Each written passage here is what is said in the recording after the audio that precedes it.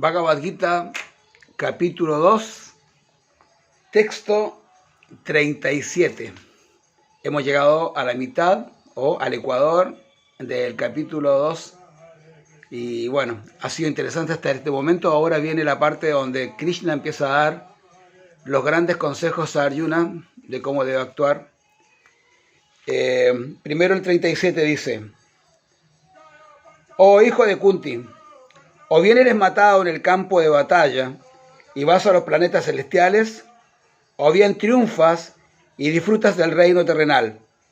Levántate, pues, con determinación y lucha. Srila Prabhupada dice en un significado pequeñito que dice: pese a que no había ninguna certeza de que el bando de Arjuna lograría la victoria, aún así él tenía que pelear, ya que incluso si lo mataban allí, podría ser elevado a los planetas celestiales. Los kshatriyas tienen eso, ¿no? Los guerreros, de que tienen la posibilidad de lograr una mejor vida aquí en este mundo material, en el caso que ganan, porque logran su reino, ¿no? Recuperan su reino. Pero por otro lado, aunque murieran, igual podrían irse a los planetas celestiales.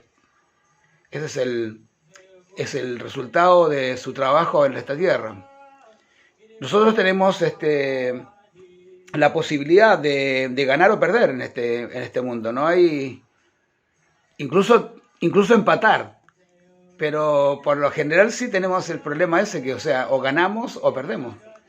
Pero es que no debiéramos tomar en cuenta si ganamos o perdemos. Lo que es más importante de todo es la lucha diaria sobre todo. Hemos nacido en un mundo donde si no luchamos nos tenemos que quedar en casa.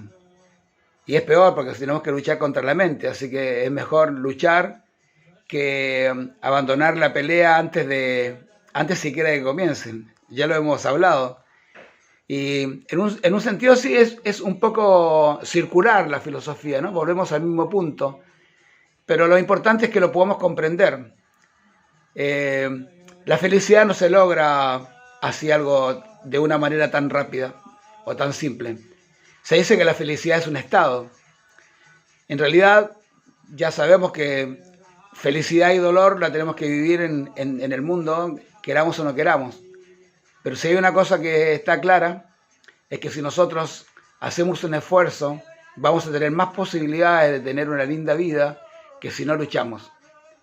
Así que lo importante en este texto, en este libro, si ustedes tuvieran la posibilidad de leerlo, de tenerlo, leer el capítulo 2 es bastante interesante porque se ha utilizado mucho para libros de autoayuda. Casi todos los libros como Tus zonas erróneas y eso, el autor lo ha dicho, que se ha basado en Bhagavad Gita para enseñar, porque tiene todos muchos mensajes que son muy buenos para la vida diaria. Bueno, ya mañana comenzamos con una secuencia de versos que son todos, cada uno más interesante y muy, muy alentadores para la vida. Así que nos vemos mañana y sí, continuamos esta linda posibilidad que tenemos de estar en contacto con las reflexiones de Krishna en tan solo 3 minutos. Jai. Hare Krishna. Namaste.